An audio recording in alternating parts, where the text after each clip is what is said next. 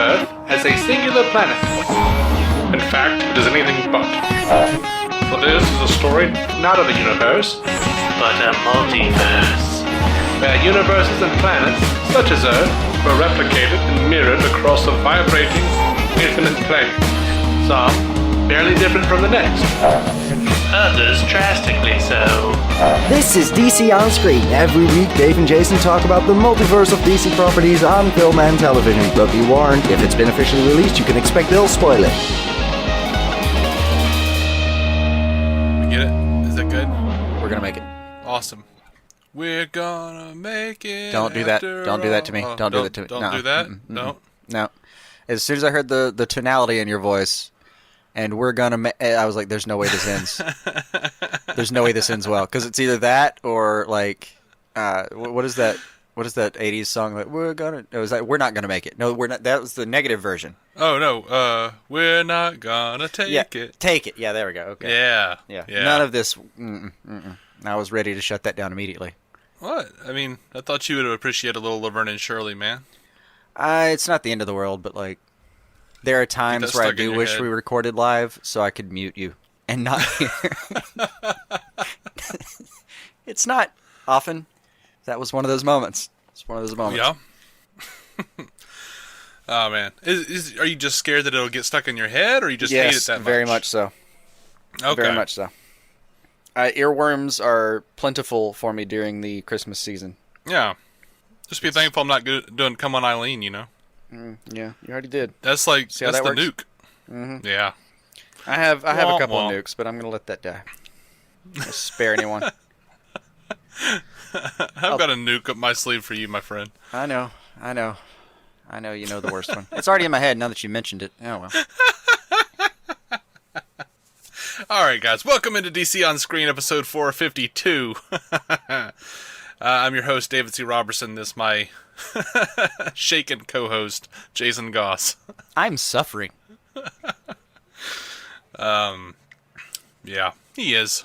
I know the He song is. you were trying not to mention, and even by that crime of omission, I missed Laverne and Shirley already. What the great thing is that like, even if I don't know it, just pretending I do know it is going to put a song in his head, so my revenge is complete anyway. Yeah, it would work anyway, but I feel like you really do know what you know. Maybe. Probably. It's the song that I explicitly said if I told the DJ that if they played this at my wedding, I would leave it.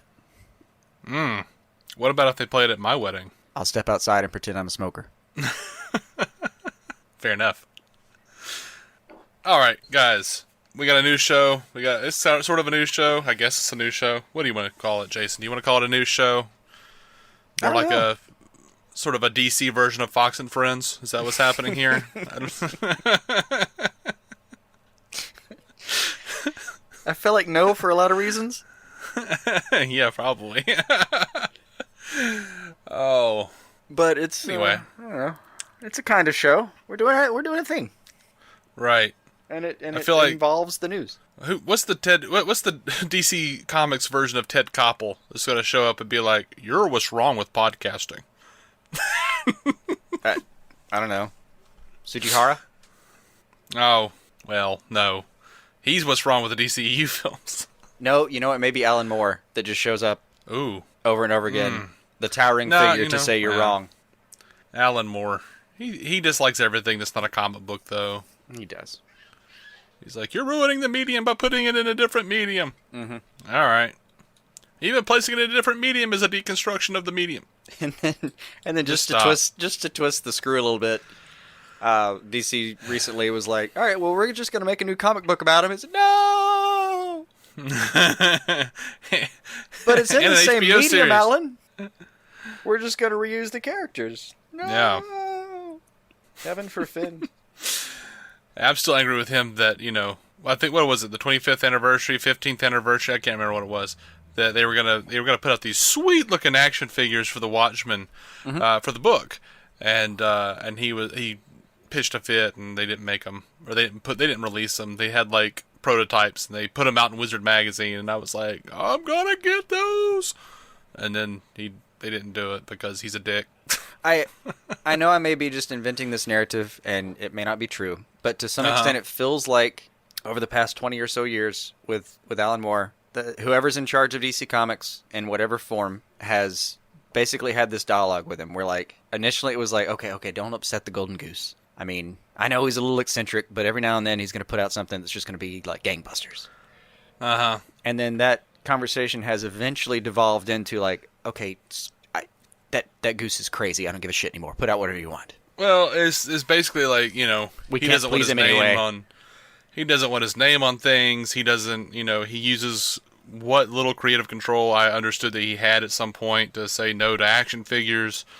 I guess now that he's like taken his name off or whatever, or disowned it or something, they can just do whatever the hell they want. I don't know exactly the legal stuff that's going on with that. But again, I may be very wrong, but for me, legally, it looked like he pretty much didn't have any rights. They tried to be nice to him. It didn't work out, and they're like, yeah, screw that guy. Maybe. You don't have the rights to begin with. We're doing what we want. I kind of hope that's true. I mean, I don't want to be a jerk about Alan Moore, but dude, you're being unreasonable. Yeah, the only thing that pushed me over the edge is he's gotten to the point where he says things suck that he hasn't even watched. Yeah. I can't get behind that. Yeah. I can't. Go watch it, and then you can, piss on it as much as you want. Sure. Do you think do you think he has one of those like metal claw things on his dick? I don't know. What I'm talking about? No. Like, you know how he wears like those like little like how like the emo kids and stuff wear those like the goth kids wear those like metal claws on their hands and they're like, I'm into the occult. I mean, and he also does. He also wears has that Serpent King. He's apparently fond of, but I don't. I'm not gonna make guesses about his cod pieces. Right. I just wonder That's if too he far has even like for me. See, I haven't viewed it, therefore I won't like discuss it. Yeah. There's a lesson, Alan. I just wonder if every time he goes to take a piss, he has like a little like knight's armor type of codpiece. He has to like lift up the visor. I'm not willing to rule it out. Says a prayer to some sort of evil deity or something. I don't know. I don't know what the guy does. I think there's a snake. I really don't. I lost track of that guy for. Oh yeah, there was a snake god that he worshipped or something. It's like a serpent god. Yeah. Yeah. Yeah. It's. It's a strange world, guys. I don't know. Whatever. Anyway, so as you might have surmised, there's apparently going to be a big old shakeup in Warner Brothers in DC Films and whatnot. Yeah. After Justice League, Brent Lang over at Variety reported on it, and I'm just going to go through the little checklist here. Apparently, Warner Brothers is this is according to a number of sources they have, none of which are named, but Warner Brothers is planning a big old shakeup. Because Justice League was a box office disappointment. John Berg is going to be stepping down from running DC Films in the production division. And they're looking for his replacement. And he's going to become a production partner with Roy Lee, who was a producer of the Lego Movie and It. Why not? Toby Emmerich says, this is something that John approached me about 6 months ago, and he expressed his goal was to ultimately be a producer at the studio. I first met John when, as a producer, he brought Elf to New Line, which remains one of the best and most evergreen titles in the library. We're thrilled that John is partnering with Roy and anticipate their company being a valuable source of movies for Warner Brothers and New Line. Sorry, I accidentally went into, like, my Troy McClure, Phil Hartman thing from The Simpsons, just because I don't believe anything Toby Emmerich says anymore. Yeah. Yeah. It's like, everything I say is a company line. Yeah. That's actually what I was thinking. That's your towing the company line tool voice. Uh-huh. Because it was Hartman's. I know. And as we've discussed in the last week or so, Emmerich's on our shit list right now, so... Absolutely, that's why he gets a special voice. Mm-hmm. Apparently, Jeff Johns is expected to continue serving as the DC Entertainment Chief Executive Officer, though the article says his work, quote, may evolve. His work on the films may evolve and could be more advisory in nature. So that looks like he's probably not going to have nearly as much power. Yeah. The word advisory, I think, is deceptive here. It might sound like, oh, they're going to give him a step up. No, that means they're going to send him into consultant territory. It's going to be what it was on Man of Steel, where he comes in and sees like Zack Snyder practicing or showing Henry Cavill how to snap a neck, and he goes, "Oh wait, that's probably a bad idea." And they're like, "Noted. We'll Go take it away, under Jeff." advisement." Yeah. Yeah. Yep. All right, so apparently these people also say that Emmerich is weighing the idea of further integrating DC's film operations into the studio's main movie arm, which would, quote, entail putting the divisions under the same roof rather than having DC remain in a separate building on the lot. Marvel, which is owned by Disney, does operate a comic book movie division autonomously, but other studios such as Fox and Sony produce their superhero films under the studio's banner. They're saying the DC overhaul is expected to happen in January. So, also they say there are no immediate plans for Snyder to direct another DC movie, even though he is producing or executive producing Wonder Woman 2 and Aquaman. Yeah. Producer credits can be weird like that, though. They don't really mean anything. They don't necessarily. He does have a production deal with Warner Brothers still, though. And he might do other non-DC films.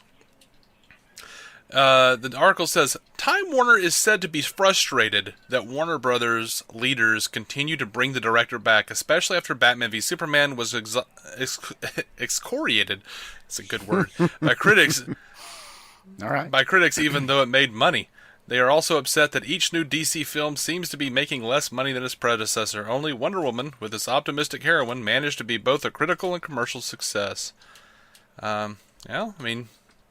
Creative team, whatever you have to say about the creative teams involved, but you got to stop undercutting your creative team and making a big show of every time, like, oh, we're going to cut this, we're going to cut that, we're going to redo this, and it was not that bad. Dude, you're in the age of the internet. Stop being stupid. We know everything. I mean, we know nothing, but we know way more than we should. We know way more than we should, i.e. enough to completely blow everything out of proportion. Yeah. Oh, yeah. Not us. Like, we don't believe anything anymore. we are DCEU production agnostics at this point. Yeah. Even when it's being filmed, we're like, it might not be. That is true. I mean, I would like we saw a set pick. I would like to jokingly say, like, that we have a firm stance at DCOS, and that is we don't believe anything unless it supports our point. But I don't even believe that. I think we actually are one step back in the cynical, I don't know, whatever you call it, the cynical spectrum. Yeah. Everything they say at this point, I'm like, yeah, that's cool. I'll believe you when there's a one-shot poster and a opening date. Right. We have been accused of being on the spectrum. Yeah. Many. So many. Anyway. So, okay, while Ben Affleck is expected to appear as Batman in a standalone Flash movie, it is highly unlikely he will don the cape and cowl in Matt Reeves' planned standalone Batman movie. The director is said to want to cast the role with fresh talent, according to sources. Yeah, who knows? Yeah, who knows? I guess that's a thing. I mean, that's what everybody keeps saying. All right, yeah. So apparently, according to this article, though, Warner Brothers believes that Justice League succeeded in one important respect. It effectively introduced Flash, a quippy speedster played by Ezra Miller. We know the Flash, guys. Sure. And Aquaman. A solo Aquaman is due out in 2018, and Warner's is still developing a standalone Flash adventure going forward. Warner Brothers is planning a sequel to Wonder Woman that's believed to be set in the Cold War, and New Line has greenlit a Shazam feature. No mention of a cyborg film, which would go along with this next bit. A Comic-Con experience in Sao Paulo, Brazil. Warner Brothers revealed its upcoming movies slate, which everyone was like, oh, it's the official slate. Ooh, kind of. No. Every time they do this, you guys scream that it's an official slate, and I feel like after a couple of weeks, someone from Warner Brothers always comes out and goes, well, tentative. Yeah, that's the problem. It is an official draft. I will fully support that idea. This is an official draft, or what we think we're doing right now, but as we've explained a million times, it changes. Yeah. It does. It changes. Somebody could literally go to work tomorrow, and if it's a high enough up in the chain producer, just go, you know what? I have a really good feeling about this film. We're going to greenlight it. Yeah. They literally have that power. Absolutely. But you know what? They began by showing Wonder Woman. Yeah. With a Wonder Woman logo flanked by Roman columns. Mm-hmm. I've heard it was 2. I would like to point this out. Yeah. A lot of hubbub about how it's not directly called Wonder Woman 2. But Dave, how many columns have you heard described? I've heard 2. What's the general classification for 2 pillars and numerals? Sounds like a Roman numeral for 2. Yeah, it kind of does. So, I mean, I haven't seen this, but it sure sounds like they said Wonder Woman 2 and just didn't actually say it and everyone missed it. But I don't know. I hadn't seen the actual... Yeah, I don't know. I didn't see the picture. I don't know. I would like to see the picture. But I've only heard it described. But hearing it described, it was like, hold on, wait a second. Right? It's not only 2, but it's a reference to ancient cultures. Uh-huh. Okay. I don't know. Maybe we're wrong. Maybe that picture has like 15 Roman pillars. It could be a Greek pillar. Who knows? Yeah. So additionally, the title card for Aquaman was shown. Then they showed the Flashpoint. Mm-hmm. So apparently that's still a thing. We had reports a couple weeks ago like, oh, whether they make Flashpoint just depends on whether Justice League will succeed. Well, Justice League kind of has not succeeded. I mean, it made its money back, but it was not. I mean, what they barely. I think it's like just barely.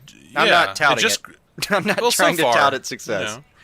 So far, it just crossed 600 million at the box office, which is at least 200 million below where they thought it would be. Which, you know what, like 250 below where they hoped. It is pretty common that they kind of like over-report the numbers on these things for tax purposes. And on the budget, but also, Tim on the Squadcast said that, and I have never heard this before. This kind of blew my mind a little bit. Suicide Squadcast, if you guys want to go check that out. But I don't know. He didn't cite where he found the knowledge, or maybe I've just missed it all these years. He says that some of that $300 million was some of the budget from Justice League Mortal that they tied in, like they tie in previous iterations of the movie into the current budget to get a break. That is a real thing. Okay. I had never even noticed that. That is a mechanism that I have been aware of, though. Is yes, if let's say you tried this movie twice and it didn't work out, and that cost you about $100 million, something like that, you can throw it under a shell company, throw both of those budgets in there, and throw that shell company under the umbrella of the movie that actually did come out. Okay. There is no reason to think that what you're seeing in a budget is the actual budget, and that I'm not a business guy. I don't know about all these things. I'm not either, but like that made sense to me. It was like, oh yeah, we can. Of course, you can hide things under the other thing. That makes sense. Yeah. Especially when you think you're going to kind of actually pay this one out. So it wouldn't surprise me if the budget seems exploded because everyone threw their stuff under the Justice League umbrella and thought, no, this looks like a failure over here. But if you take that balance sheet and send it over that way, we're all going to be fine. Yeah, I mean, they actually were pretty deep into production or in pre-production, I should say, on Justice League Mortal. So sure, they had costumes and everything for everyone. Yeah, they had sets built. Yeah, actually, though, I haven't thought about it, but that actually makes me worry more about something like The Flash that's been through so many iterations already. Mm-hmm. I mean, we're not talking whole films that have come and gone, but kind of close, right? But you know what? So everyone who comes and signs up for it is worried about every other version behind them. They're going to have to justify in their budget and actually achieve past that. Well, really only in like terms of reporting. And that makes sense. Why Warner Brothers has been hiking so high on all of their production dates. But you look at like dates, their production numbers, their budgetary numbers, I mean. Because you look at like Batman v Superman or whatever it is, and then you look at like a Marvel movie and you go like, wow, their budget was a lot smaller for these solo movies. Well, yeah, because Marvel's just now getting around to their first ones. Warner Brothers has been tooling around with this shit for decades. We've done DC movies that never happened. How many budgets have they been shoving into these ones that worked? That's a 3-parter. I'm sure there's like a statute where you can't justify it anymore. There's got to be, right? But even within that, I'm sure that. But like the funny part is, like, say you're a director that comes in and was like, okay, my film made $700 million. This is great, right? And they're like, yeah. It's just that we spent $500 million on it, and that doesn't involve another like 150, 175 in marketing that we didn't quite tell you about because we make that number up as we go.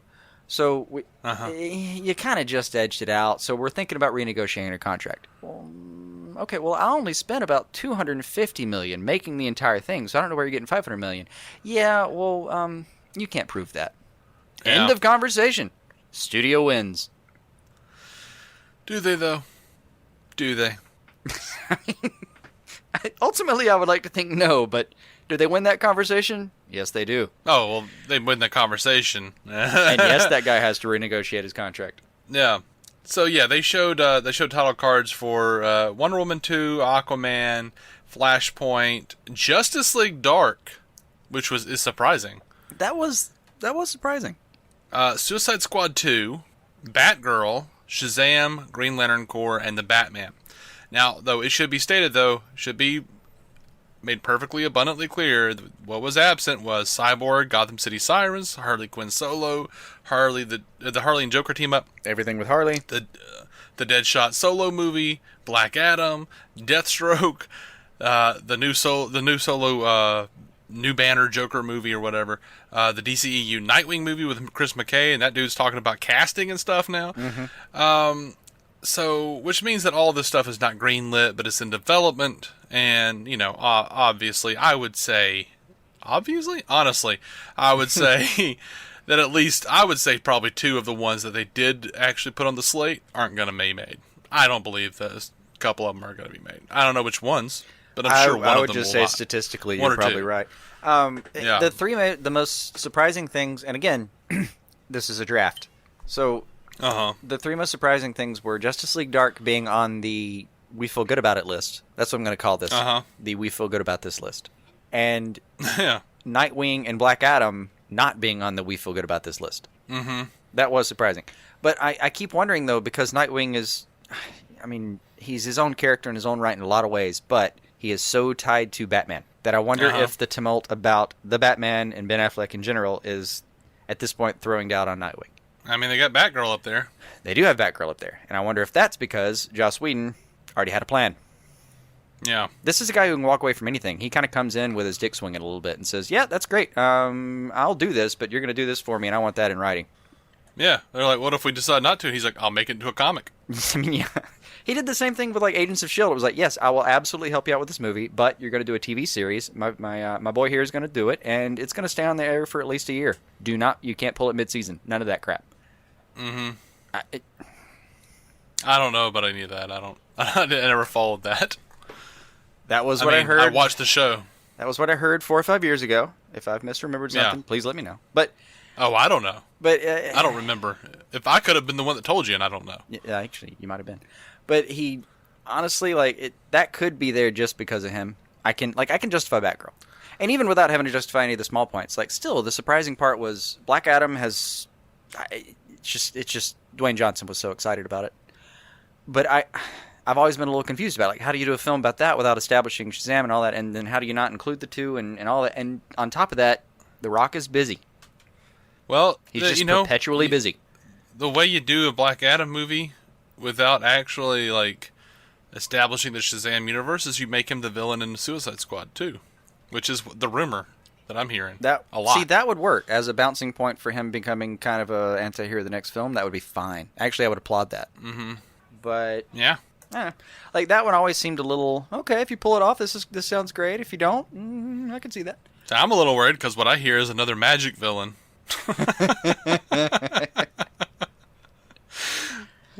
With another cloud of junk in the sky. I do see your point, but traditionally Black Adam is not a produce cloud of junk in the sky kind of person. He's more of a fly around and hit you in the face kind of guy. All of these comic book movies, all these supervillains are creating clouds of junk in the sky. I don't have anything to comfort you, man. I've never seen any of this shit in comic books. I don't know that I ever have either.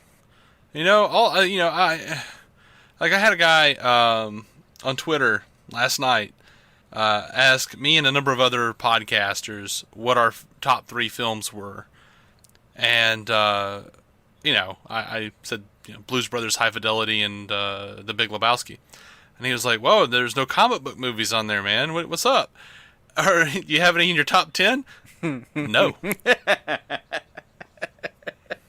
No, I don't. Because as a medium, it's still not quite there.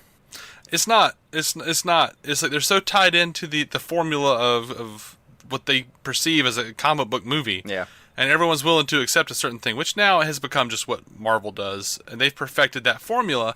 But I'd really like to see. But when we get people who go outside the formula, you get Batman v Superman where nobody understands it and everybody's upset. So, I don't know what to do, but, I haven't heard back from him yet. I was like, well, what is a comic book movie? Because I would consider, Men in Black, Road to Perdition, Ghost World, all that stuff comic book movies, of which would probably wind up in my top 20 or 30. But, as far as superhero films, I'd probably put The Incredibles, in my top 20 or 30. That's a solid film. Like, it's a great film. It's a solid movie. Or Rainn Wilson in Super. That was amazing. That was a nice take. I enjoyed that. It's a real weird, but it was amazing. I consider it a superhero film, even though it doesn't come from a comic book, quote unquote. So, there are lots of little caveats to it, but as a genre, it's a little wonky. That's fair. And I think it's mostly because of how much money it takes to create. People want to, the studios want a hit no matter what, and these are tentpole films. I kind of wish they were just more like independent films. I'll take crappier effects, but we have the CW for that, I guess. Mm-hmm. And a lot of the CW is solid, and sometimes you get what you pay for. Exactly. You just never know. I mean, I'm there every week watching anyway. Yeah. I mean, it hurts my soul right now that the episode with Constantine is airing, and I'm not viewing it actively. That's happening as we're talking. But is it? I thought that aired on Tuesdays. No, you're right. That's tomorrow night. I forgot what day it was. It's Monday. Yes, I thought it was Tuesday for a second. So we've got a Lucifer playing right now. We do. That You're hurts all my right. soul way less. Oh, see, now I'm sad though. Like this whole afternoon, for some reason, I was thinking it was like Monday afternoon. It's been a long day, but for some reason, I was like, "Oh man, this is airing, and I'm gonna go watch it tomorrow. It'll be great." And now I've got to wait 2 more days. Mm-hmm. Yeah, to see my boy John again. It'll be all right. Anyway, all right. Well, it'll be all right. Different problem, different conversation. Yeah. Anyway. So anyway, the Aquaman, it looks like December 21st, 2018. Wonder Woman 2, November 1st, 2019. Shazam, April 5th, 2019. Cyborg in 2020 is what the previous slate said. And Green Lantern Corps in 2020. So we're not seeing a Cyborg, though, as far as these slates are concerned. No. Oh, I told you this earlier. I want to recap it. So, just for curiosity's sake, or coincidence sake, I was going through we have a Google Calendar. We do. That I use to keep track of when stuff's airing, when stuff's premiering, all that stuff. And when I went through and put in the revisions from what we know now about the movies, it was like, I haven't updated years ahead.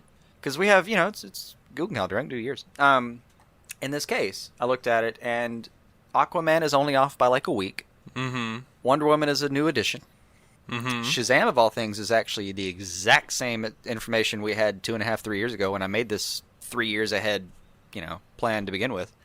Yeah. Like, to the date, that was the exact same thing I had in the calendar. Mm-hmm. And the part that really cracked me up was, according to, it's got to be at least 3 years ago now when I made this. According to that information, it was March of 2018 when we were expecting the Flash standalone movie. Mm-hmm. Just went ahead and deleted that event. Right? Just pulled up the right click. And hit delete. No, it was a little sad. I hated to actually do that. I was really looking forward to that.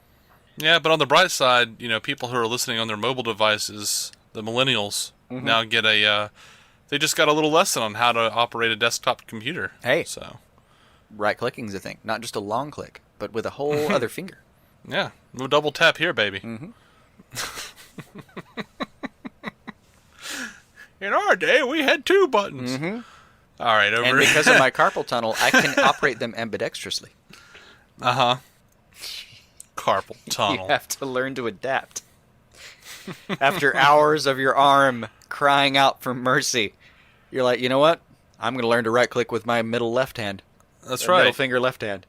You adapt. Or left click. Instead of writing instead of starting a movement, a Facebook page for people with, for left-handed people on Facebook, instead of armchair activism, you just adapt. That's how we did it back in the day. Mm-hmm. Mm-hmm. Before Facebook groups. Right. And being able to commiserate on a whim. Before change.org ruined everything for everyone. The only thing I don't like about that site is you get an email for every other thing that happens after you sign up supporting something. It's really annoying. I wish I could be like, yes, this is a good idea. Please never contact me about anything ever again unless I say so. Yeah, I don't like it. I don't like Change.org a lot because anybody can make anything, make a petition for anything. Well, I like that. Yeah, I like the freedom of that. That's nice. But well, it feels like there should be like a board of directors or something. you don't want an auditing system for this. I do. Just throw it out. Let populism do its worst. Like I'm getting links to be like, McDonald's doesn't have good toys anymore.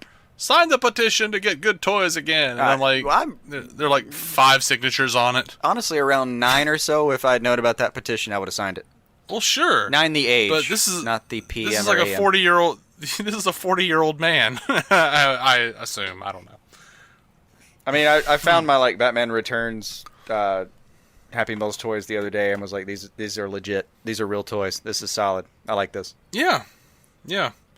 Well, you know what? You know how I feel is, you remember when we were living together a couple years ago, 2 or 3 years ago, maybe so many 4. years now. Whatever. Let's not dwell on the amount of years. Yeah, when we were living together, back when Affleck was cast. Go on. Dude, I went to, actually I can pin it down even better than that. It was before Affleck was cast. It was when Beware the Batman was still new on the air. Oh, okay. I went to McDonald's just to see. I don't eat at McDonald's most of the time. I don't really care for it most of the time. But you just never know what you're going to get. Sure. But I pulled through the drive-thru just to get those Beware the Batman toys. And I'm gonna go I got them for like $1 each or something. Yeah. Oh, no, they were great. I had them on my shelf for a long time. Nice. Yeah. I don't remember those. I liked them. Like, I had them on my shelf for quite a while. All right. Touche, McDonald's. So, yeah. And here I am talking like smack about your recent toy game, and there you go. I feel like I went through the line a couple of months ago with Bethany to get a sundae. Their little chocolates, their little fudge sundaes are still on point. But I feel like there was a pretty cool tool, and I almost bought it. Almost asked for it. Yeah. I don't know. Like, I mean, they're not like, Mattel level, like $20 in Walmart toys, but, whatever. We've got off on a tangent. Feels like we really have. Anyway. I mean, I guess just right the ship abruptly. Prepare for an abrupt righting. There's a rumor going around. IGN's Mario F. Robles is reporting that there is going to be, that WB is considering releasing a Justice League extended cut. He says for the home release of Justice League, WB is mulling over packaging it as a Superman trilogy alongside Man of Steel and BVS. And here's the kicker. It would include an extended cut of Justice League, but it would be an extended version of the theatrical cut, not Snyder's cut, which is what I told you it was going to be, guys. That was the only thing that was ever on the table. Yeah. And what's crazy is that we're in an age where that had to be specified. Mm-hmm. This is not... Well, look, they might do it. I keep hearing that they have a Snyder cut. I mean, it's not going to be a true Snyder cut, ever. No matter what. There is no footage of that. Mm-mm. I promise you. Because whatever Snyder was going to do, when BVS flopped critically, they came in and changed the tone. Mm-hmm. They gave him mandates and directives. I'm telling you that. But there might be a cut, like a hodgepodge, no reshoots director's cut that's out there of Snyder's. I'm sure that exists, but whether or not they release it, I who mean, knows? it's going to end up. What was that like director's version of this Christopher Reeve Superman movie? Oh, the Richard Donner cut, and which one was it though? Superman 2. Sorry. Okay. Well, it didn't matter for my point. Yeah. Though. Is it that might be the closest thing it can possibly be akin to, I think. Yeah, but, even that was a hodgepodge and not truly a director's cut. Yeah, that's what I hear. But yeah, it's never going to be, like, to do the amount of post that is required for a Zack Snyder film proper, it's just, we went over this before. It's never going to happen that way. Yeah. I mean, I'll watch whatever version they put out, but... Yeah. Anyway, Scott Hecker, the sound editor over at Justice League, says the Justice League is the most challenging film I've worked on, both creatively and logistically. He says the article over on oh gosh, what was it? It was Inverse. Says besides retaining the integrity for the unique sounds related to Batman, Superman, Wonder Woman, and inventing new sounds for Cyborg, Flash, Aquaman, and Steppenwolf, Heckler said, time was the greatest enemy against everyone working on the film. That tracks with everything we've said so far. Heckler says his work on Justice League was typical of many big studio films, starting with a cut, quote, that starts out at 3+ hours before being edited down. So naturally, many scenes and sounds are left on the proverbial cutting room floor. He's hopeful fans may one day see it all sooner than later. The cool part is that on many of these features, the studio releases the director's cut with a lot of that material put back in the film for the DVD release. So at least most of those sounds we create will be used one way or the other. He says he worked for both Snyder and Whedon throughout the production, calling both super fun and inspiring. And of course Fabian Wagner, the cinematographer who had to leave, he wasn't there for the Whedon stuff. He talked about a few things, including he says that they did a few scenes of Superman's black costume, which he called a cool-looking costume that fans didn't get to see. He said, unfortunately, there's quite a few scenes that didn't make it into the theatrical release. Zack takes his time, blah, blah, blah. We've heard him say all that kind of stuff before. Right. Yeah, man. I feel like it just got written out, because I cannot think of a version right now where that suit makes sense. Me either. Like, why would they bury him in a black suit? Because in the version of the film we have right now, he just pops out of the grave in slacks, ready to go. Like, he just pops out GQ ready. And I can't imagine, like, why would you, how would you, his suit is very special. It came from galaxies away. Why would you have another one of these sitting around? It feels like one of those things where they were really going for something, and then to actually explain it would have been like 10 minutes worth of film. They were like, yeah, we got to cut all that crap. We don't have time for any of that. I thought he was already wearing the black suit in Man of Steel. I don't remember a black one.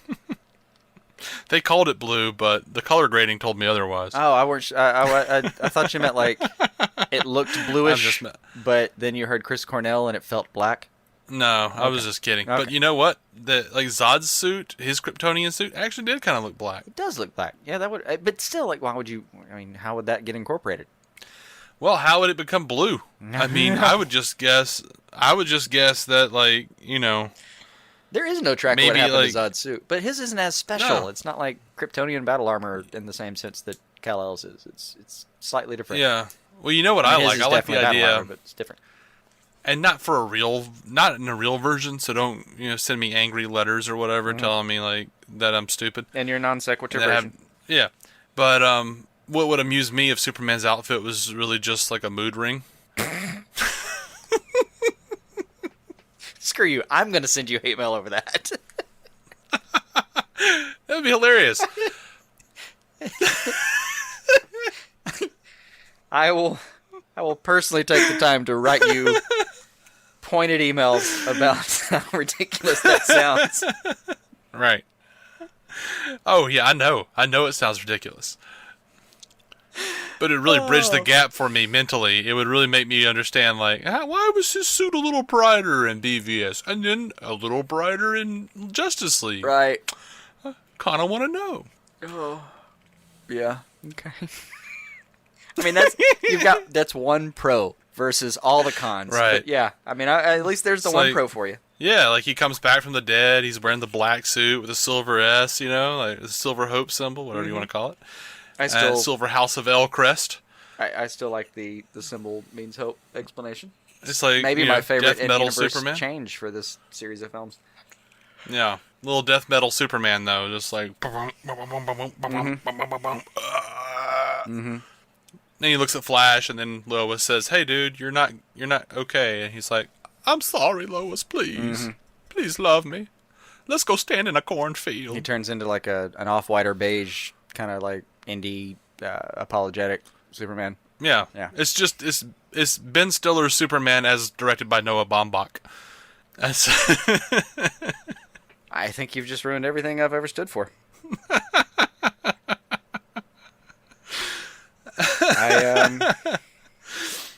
I don't know where to go from here. I do. So Fabian Wagner. Thank God. All right. Was Fabian Wagner. was talking about one of the scenes that we did see in the trailer a little bit of. He says Alfred talking to the off-screen figure in the Batcave. And apparently he would not confirm that it was Superman he was talking to. He wouldn't tell Inverse who they were who Alfred was talking to. He says, maybe we'll see a cut one day. It was great to shoot. It was a great scene to shoot. Well, damn it. Right? Yeah. That's a little weird. Yeah, that's just haunting. And it's one of the reasons we've become, as you said, DCEU agnostics, is even that being in the trailer is not enough to be like, yeah, that's definitely a thing we're going to have in the projected future. I don't know anymore. I don't know. Don't know. And to be clear, saying that we're DCEU agnostic doesn't mean that we haven't enjoyed these films on some level, all of them, or that we didn't like Justice League. It just means that we do not trust Warner Brothers to actually keep their dirty mitts out of anything long enough to actually make a thing that makes sense. Yes. I only trust them implicitly in the past tense, and even that is dubious. Right. Like, if I see a trailer, I'm going to assume 75% of it's not going to be in the movie. And that's just a good working hypothesis. Maybe more, maybe less. Yeah. After I've seen a movie, I can only trust that so much of it will remain canon. We'll have to see how it shakes out. Yeah. All right, so did you guys see this Entertainment Weekly? You guys. I mean you, Jason. The royal Entertainment me? Weekly We'll see. Sure. Entertainment Weekly revealed their first look at Arthur Curry from Aquaman. It's like Aquaman, and he's shirtless, of course. Why not? Yeah.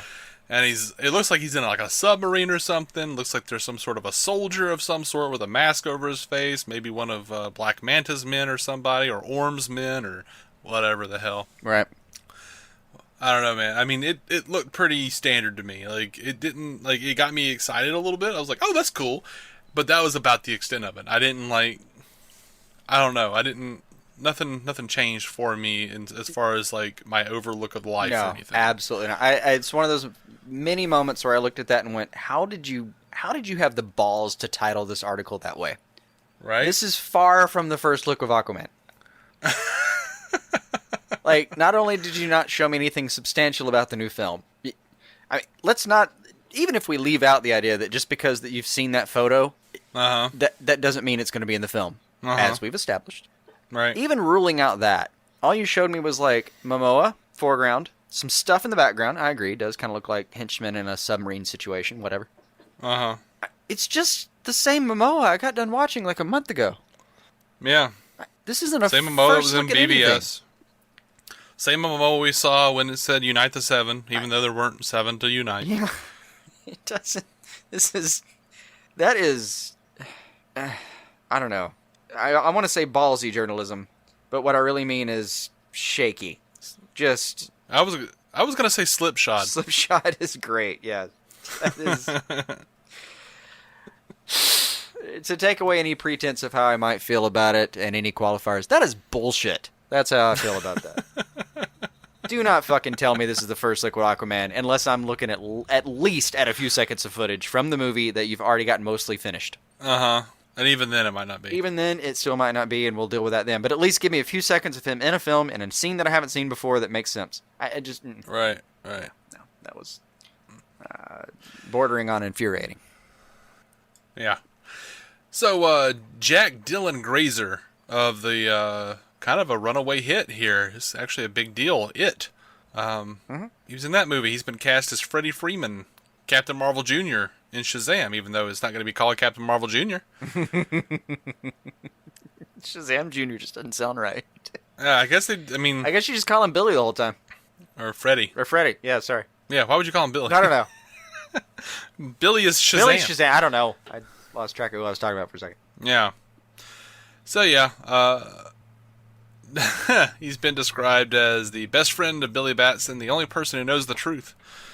In the comics, he was injured because Captain Marvel and Captain Nazi were fighting. Captain Marvel, I mean Shazam. It's so hard. I can't do it. His name's Captain Marvel. His name is Captain Marvel, Jason. Anyway, and Billy transferred some of his powers over to him. So that he doesn't have to be crippled the whole time. He can be a superhero in a blue costume. Yeah. Yeah. Over to Batman, Radar Online, which I've never given much credence to, but this is a thing that's going around, and everyone's saying it's official on Facebook, and people are freaking out, so I thought, you know what, this is pissing me off enough to talk about. This isn't official, by the way, it's just a rumor, but Radar Online is saying that Matt Reeves might be casting John Hamm as Batman, and apparently John Hamm is, quote, gunning hard for the role, according to an unnamed source. Mm-hmm. Even though he's friends with Ben Affleck, blah, blah, blah, he sees this as a professional thing, not a personal thing. He wants to be Batman. He thinks he can do it better, blah, blah, blah, blah, blah. That's fine. I don't really care. I mean, I don't disagree at all that he would make an okay Batman. It's just, we're not there yet. Yeah. We're just not there yet. I mean, I still want... Affleck has said he'd be an ape on the ground for Matt Reeves. I really hope... I don't know. He seems unenthusiastic. And I feel like it's probably because Warner Brothers is pushing him out. Not because he wants out, but then, who knows? Maybe he does want out. I don't know. Maybe he's just a petulant child who's just pissed off and wants to leave because nothing I do is going to be right. It's entirely possible. I don't know. There's really way too much smoke and mirrors for that kind of crap right now. Yeah. One of our listeners, Nerdy-tastic, over on Twitter says, every time I hear about Batfleck wanting out of his contract because it's too hard or whatever, in my head, Hugh Jackman looks at those reports and cackles as he bench presses a horse.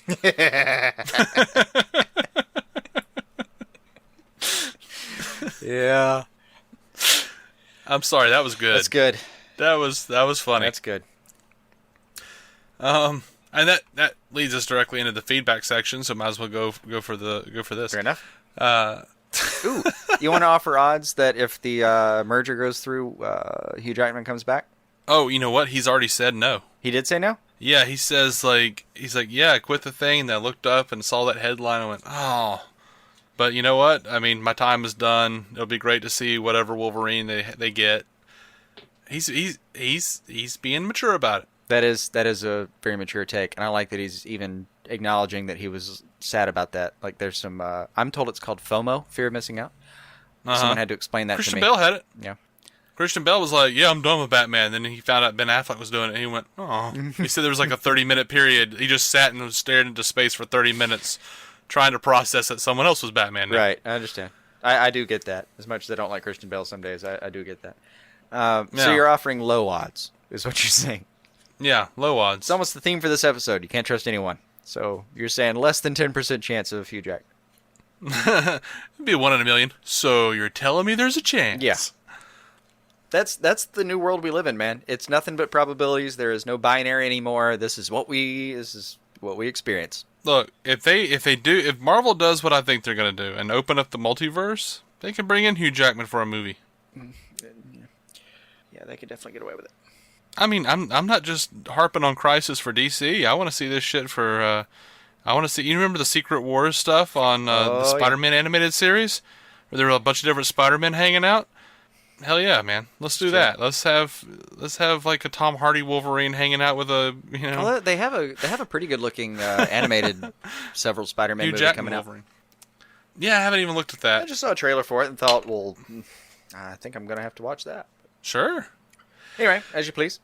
All right. Well, so we're into feedback now. Randy SF45 over on Twitter says, I wonder if WB would have been in a better place if they made solid, lower-budget movies between 2013 and 2016 instead of swinging for the fences with BVS. Yes. Well, man, yes, but Warner Brothers did make like over $5 billion this year, of which Justice League and Wonder Woman contributed. Mm-hmm. So I wouldn't really say they're in a bad place. No, they're not in a bad place, but would they be in a better place? Yes. I say definitively yes. Yeah. And the biggest problem with BVS wasn't the money they spent necessarily. I mean, though it was an exorbitant amount, it was their decision. Short of the shell companies and previous failed movies. Yeah. But it was their decision to undercut their own creative team. And I think that was their biggest issue. Yeah. Or maybe their continued employment of the creative team. Maybe that was the problem. Because as much as I love BVS, Batman killing a bunch of people. No, and the tone of that film. I think this is the Ryan Reynolds Deadpool secret that everyone, not everyone, a lot of people are having trouble getting behind. Is like Ryan Reynolds fought for it to be low budget, and I think part of that was because like if it gets too big of a budget, everyone starts looking at it and fucking with it. And if it's below a certain amount, the studio execs are like, let him play. Let's see how this works out. That's a good take. That's a good take. But, my point from BVS, though, is, like, Batman killed a lot, and the tone of that film was not something that the general audience understood or They appreciated. did not go in expecting or accepting it. Yeah. The general audience didn't even understand why Batman and Superman were fighting to begin with. And that's the theatrical honestly, version of the film did not explain that well. No. It's, honestly fine that the Marvel characters are seen as heroic despite killing the bad guys without a thought. But it matters more in BVS because, let's be honest, Batman is exalted iconography. Like, that's why it matters. That's why it mattered with Superman and Man of Steel when he snapped Zod's neck. Yeah. Like, people don't want to see Superman and Batman killing. They just don't. Right. Even in the Nolan movies, he killed people by neglect, or by like, I don't have to kill you, but I don't have to save you. Right. Or I'm not going to kill you, but I don't have to save you. Whatever. Like, people are like, oh, that counts. No, it doesn't. Not ethically. But you know what? People need That's that a big conversation you justification. just bit off. But I know, understand people- perceptually what you're saying, though. Yeah. Yeah, I mean, it's, like Batman in the comics, that my Batman, in my heart, my Batman would have saved him. Sure. Like in Batman Begins when he says that shit, I was like, wait, what? Because that's not, what? Yeah. So yeah, that's a whole can of worms, but an ethical as can a of good worms. example, but- and crossover spoilers here. Skip ahead about 10 seconds. Barry refuses to kill Earbard, even though he has him cornered, and he could clearly kill him, and he just kind of tells him, "Get out of here." That's your version of. That's at least a version of how Batman handles the situation in your terms. And like the. Well, I didn't even understand that. Well, like he just. Well, you know even what? Having If him cornered, I was- he still lets him go. Like he's not going to actually kill it. We'll Right. battle this Well, out another okay. day. We'll try to turn you around another day, but it's not going to be like. But I understand where you're coming if from. Barry, as far as the crossover is concerned, I think Barry was just like, you know what? I don't even understand where you fit into the timeline. Anything I do could screw it up. So I guess do whatever. Yeah. Just leave. Yeah. I honestly don't know what will happen if I kill you. It's gonna be something. Like, I don't to know deal what with. would happen if I kill you. I don't know what would happen if I take you to jail. For all I know, even one of keeping our you little, alive is who a knows? problem. I don't know. I don't even know anymore. But I'm not gonna kill you. So get out of there. Right?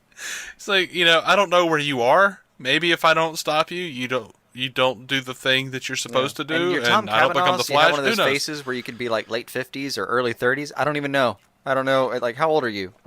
Can you buy cigarettes? I don't freaking know anymore. Just leave. Just get out of here. Crazy cat. See you some other time.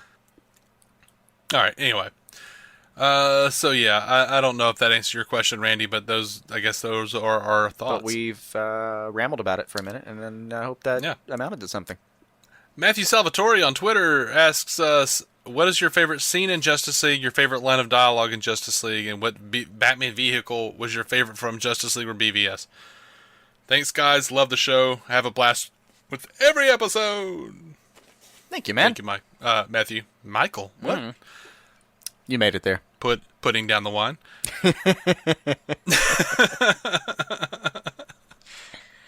I thought I heard a tourniquet earlier. A tourniquet? Yeah. What? Never mind. We've made previous references to heroin usage during the show before. I thought you'd be with me, but okay. Never mind.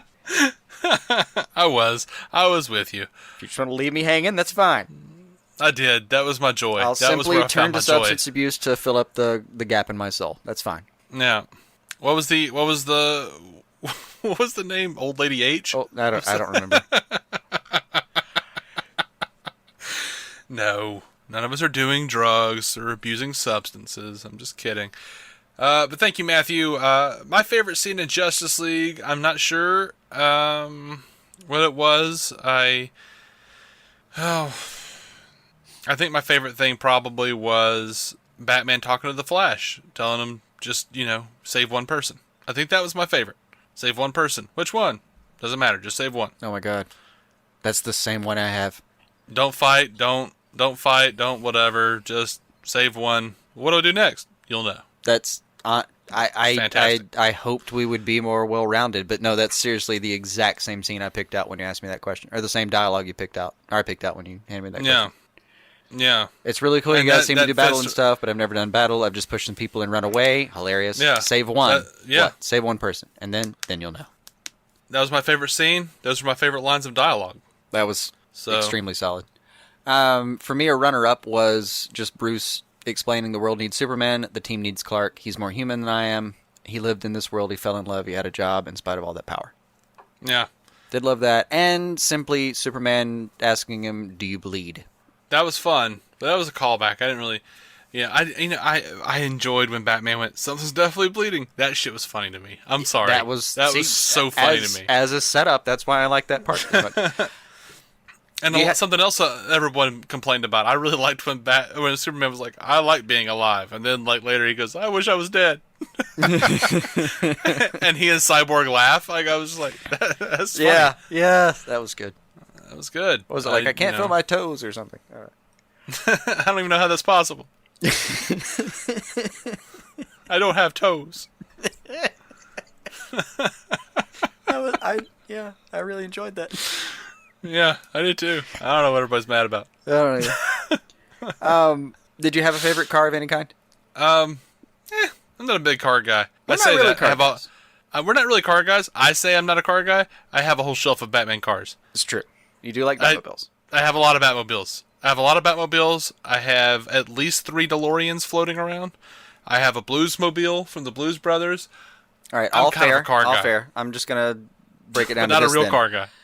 The BVS F-150 Batmobile or the was it Nightcrawler? I was not a big fan of the Nightcrawler. It was fine. It was there. Wasn't a big fan of the Flying Fox. I didn't really care either way. They didn't endear it to me at all. Mm-hmm. I guess even though I have a version of it sitting on my desk, I wasn't the biggest fan of the Batwing. So I guess I'll say the Justice League Batmobile / BVS Batmobile, because every time, like when in BVS when Superman pulls the roof off of that, I cringed. Yeah. And likewise, when the Parademons ripped the roof off of it in Justice League, I cringed. So I guess the Batmobile is my answer. All right. See, I have the I was calling it the F-150 car because that's what they built it off of. I don't know what that means. That's a thing with the sports. So okay. I'm saying that hands down because every other version of this involves heights. Not my thing. I did like when Batman jumped out of the Batwing in BVS and like ran across the wing and jumped into the window. That was awesome. All fantastic. Ask me which one I'd rather do, and I'm going to exclude everything that involves heights. Yeah, me too. Yeah, me too. I do have a favorite 2 scenes. Okay. And I just can't decide. All right, so when Superman notices that Barry's there and fast. Oh yeah, that was fantastic. That's just amazing on every level. But also, more than that, like that one, I really like that scene. But when Superman actually shows up and he's really Superman, like when he shows up and says he, has a thing for justice, and he's just like dodging Steppenwolf's punches in the air with like this kind of smirk on his face, like, yeah, this is kind of fun almost. I was sitting there like glued to my chair, like, oh, it's finally him. Mm-hmm. And especially like he stops in the middle of the battle with the big bad to be like, citizens, I must attend to this. I was like, yes, that's what my boy would do. Yeah. Complete with Slowpoke, complete with just everything about that scene. Yeah. Like that part of the climax where you finally get to see, because to me the entire thing had to lead up to that character, or I would have felt betrayed. Mm-hmm. And I felt like in that scene I finally got the guy that I was like trusting they would give me the entire. What has it been, like 5 years now? 6? Good Lord. Yeah. It's been a minute. Yeah. Brent Clark over on Twitter. This is one of the co-hosts of Fans Without Borders and the DC TV Squadcast. Fantastic shows both that I listen to as I can. Sometimes Fans Without Borders, they get to things that... He and Ray get to things that I haven't finished yet. Like a couple weeks ago they did Punisher and I was just like, ah! Like I was like waiting for their show to come out. I was like, oh man, because I like to listen to my podcast and everything. Yeah. While I'm on the road. Do you know how hard it is to like look up TV news right now without looking up Punisher spoilers by accident? Yeah. And like I look down and I'm like, oh cool, new Fans Without Borders. Oh, they're talking about the Punisher. Yeah. Damn it. Which I hope to get caught up on that now that the DC the CW shows are on hiatus. Yeah. So over the Christmas break, that's I mean, maybe my top objective, actually. Not even to celebrate Christmas or to be with my family. Maybe just knock out Punisher. Oh, man. That's good. Which, incidentally, bit of side news, it looks like Netflix is going to keep all their shows. Yeah, it does. That's exciting for some reason to me. Yeah. I was going to be very annoyed by like Disney be able to go like, no, they're our IPs. We're taking them. But no, the Netflix brass has basically said, yeah, that's cute and all, but like we own these shows, so no. Yeah, that's We fair. have limited rights to the IPs, and we made them. They're ours. All right. Now, back to Brent Clark, though. Like I said, co-host of Fans Without Borders and DC TV Squadcast, good shows both, decided to, once again, he copped to this. He was the guy that left us the voicemail that just said Mirakuru, because we decided that, because a few weeks ago I said I never want to hear the word Mirakuru again. And Brent has responded, because I said, on Twitter, like, hey, we're recording tomorrow, if you got comments or questions or anything. Right. And he responded with Mirakuru once again. And the inner troll was too much for him. Yeah, I think so. I understand. He's a good guy, though. I don't hold it against him. Sometimes we can't help ourselves. Yeah, I mean, I'm sick in the head. You spent the first 5 minutes of this conversation putting bad songs in my head. I did. Al Granted over on DC... DC on screen. Al Granted over on Twitter says... I'm looking at this as replying to DC on screen. Right. Al Granite says, I really like the posters you guys create to announce a new podcast. Keep those going. That's really nice, dude. I do kind of work on those a little bit. And yeah, there's no you guys. That's all Dave. Yeah, I appreciate it, and I'm glad you like them. And I might be getting a little more funky with them, a little more artistic, because that's just, I don't know, something I want to do. But boredom is the mother of invention. It's not boredom. It's just, we need some sort of a picture to advertise this, and I feel like people get tired of looking at my stupid face. It's a common thought. Like, not just about your face, about everyone's own face. Yeah, I feel like the odds are much higher that they'll like click on kind of a, souped up, photoshopped picture of Barry Allen or something, rather than just looking at, my baggy eyes and scraggly beard. Yeah. I mean, I do feel like in front of a microphone. I can continue trusting you as a human because you're able to say the sentence, people are tired of looking at my face. It denotes some sort of lack of narcissism that I'm really happy exists in you. Yeah, it has to. That has to be the cutoff point. I'm narcissistic enough to think that I should have a podcast and that people would want to listen to what my opinions on these movies there's are. A stop point at some level, is at least like I've invested years in you as a friend at this point, and it would be very disappointing to me if you were like, you know what, I should just put my face everywhere, because people love that. I would be like talking with your fiance about how we can better medicate you without you knowing. And then you would stop once the check started rolling in, because it's that kind of psychosis. It is. It's that kind of psychosis. That's like Trump psychosis. Like, there I'm are the greatest. There are levels of what angle you're going for that I understand, but yeah, I don't necessarily want to call it my friend. So. Right. Well, no. So I personally appreciate that there's a stopgap here. Yeah.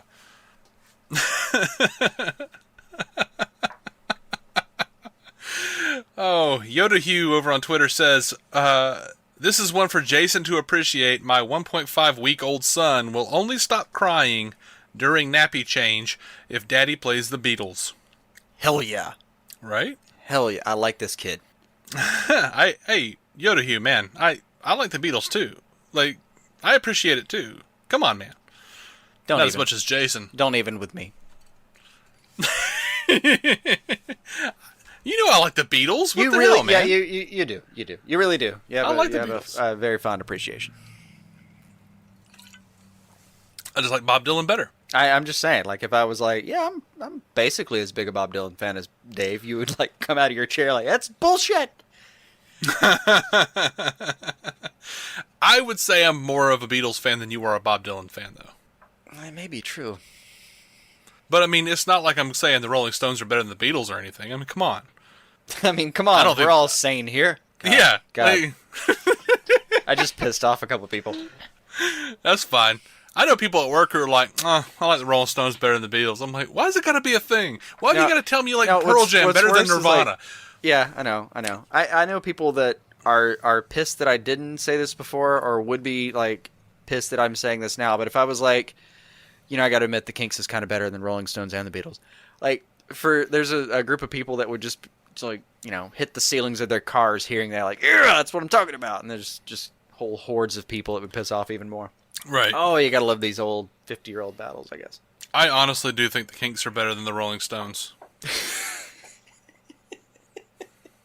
I love the Rolling Stones. I was only going to enjoy the hell out of hypothetically them. annoy people, but no, you're going to go for it. Okay.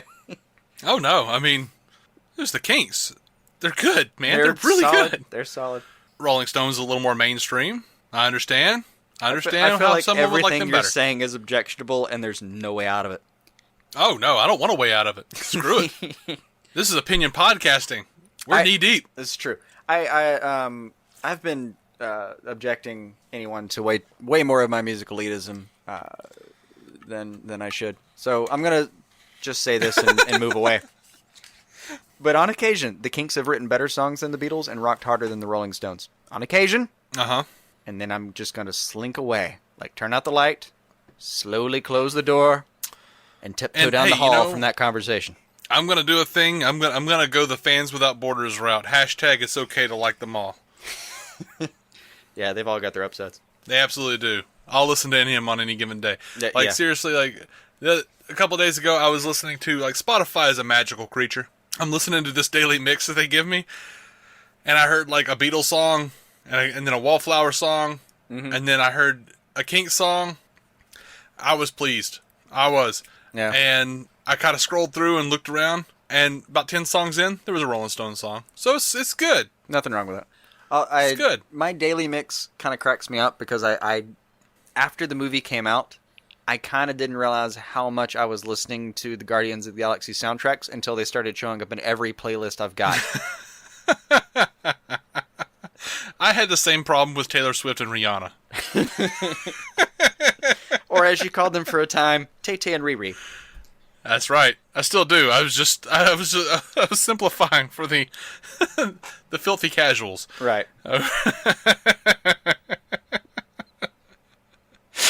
But yeah. Oh God. That was a thing. Okay. Should we get to TV? So, is that a thing yet?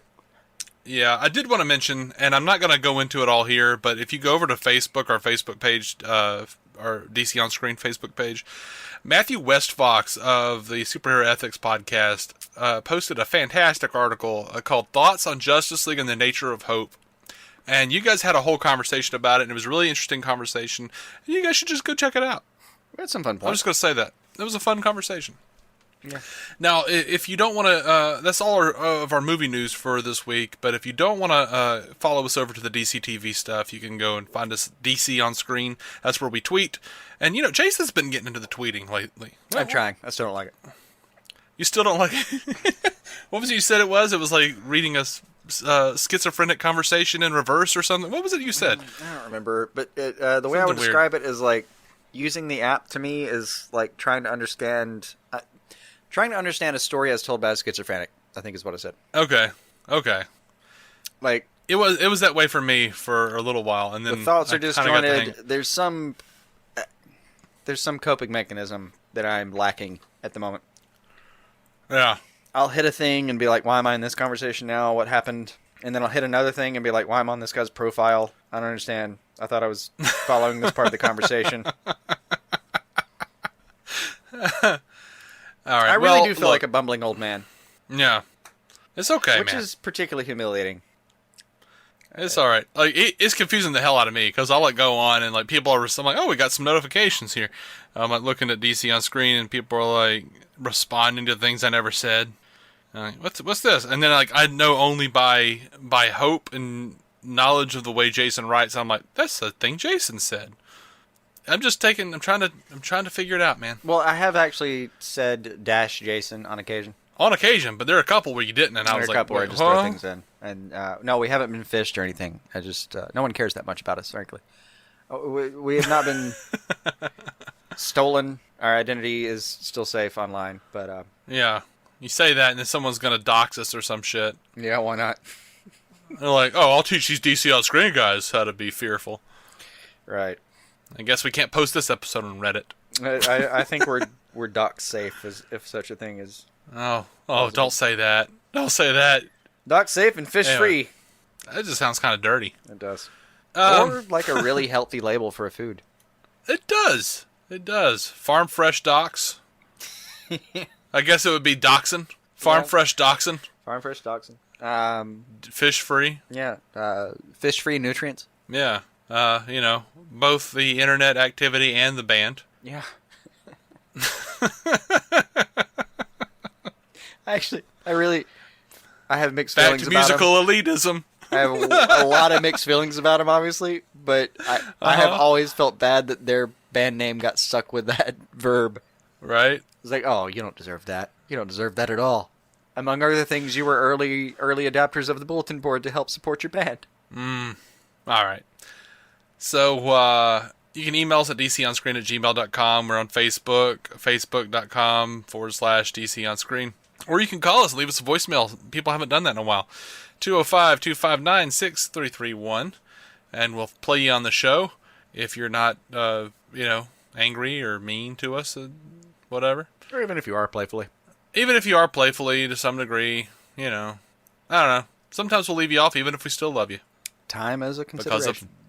Time is a consideration? Not really, because of the way we talk, but no. In pre-production, time seems like a consideration, and then we just bullshit. It does. Yeah, that's true. Yeah. Over to DC DC TV. We're already on DC on screen. Right. Yeah. So the new Waverider team member that they've been talking about, Guggenheim, said a previously established character from the Arrowverse is going to be coming to Legends soon.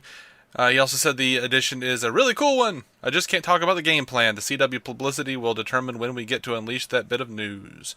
Internet seems very sure it's Kid Flash. I keep praying this John Constantine. Of course we're praying it's Constantine. I don't care enough about Wally, but you know what the team needs? A speedster.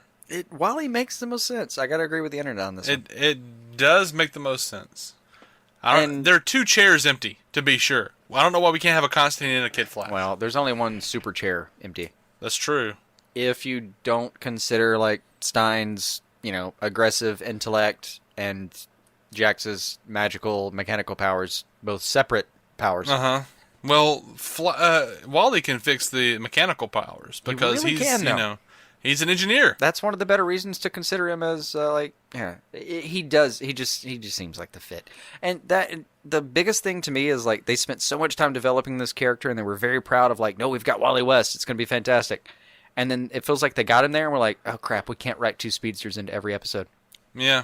I think it's also that what's his face? Kenyon Lonsdale was just like, kind of want to step away. He's doing it. He's pulling a Thea is what I heard, but I don't know.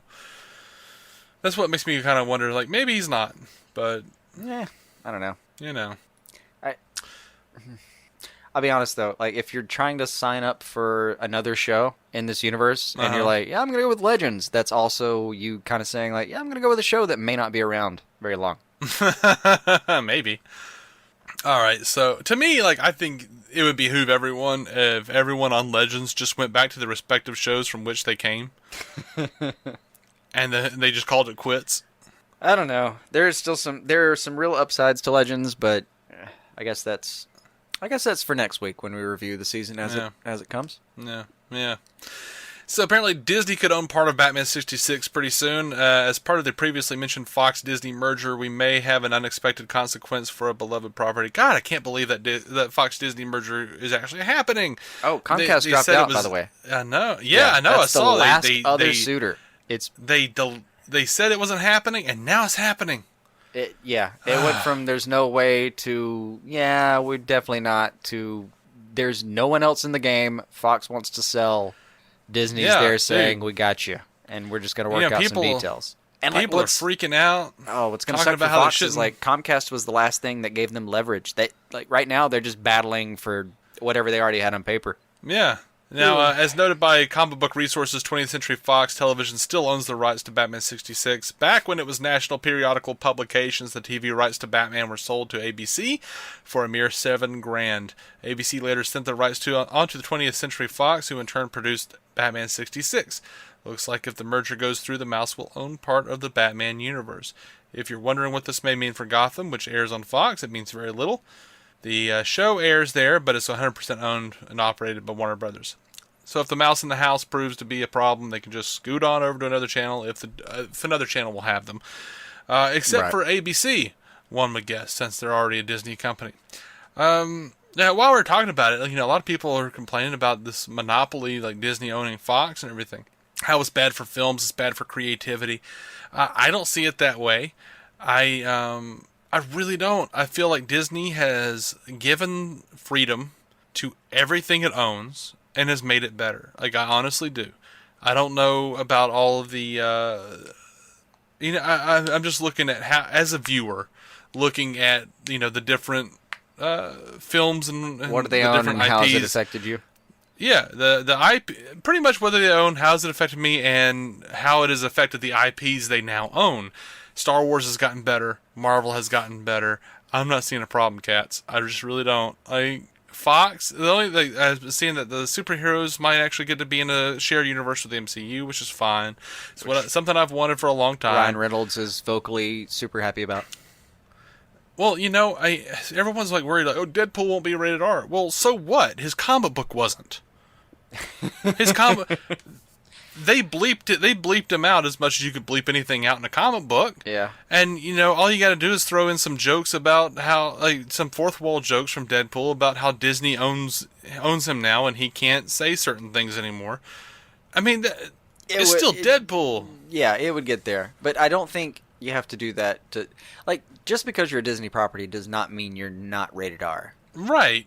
I mean, all of the Netflix stuff has been a rented Disney property. Well, okay, but when you look at the blood flow in any of those shows was in the gallons. I mean, there's no reason to think this is necessarily the end of the world. I do agree with what you're saying. Like, there's no reason to think that just because Disney owns it, it turns into a pile of crap. Mm-hmm. No reason whatsoever to think that's the thing. Like, which people have been saying that about Marvel for years, and I don't understand. Like, it has not changed.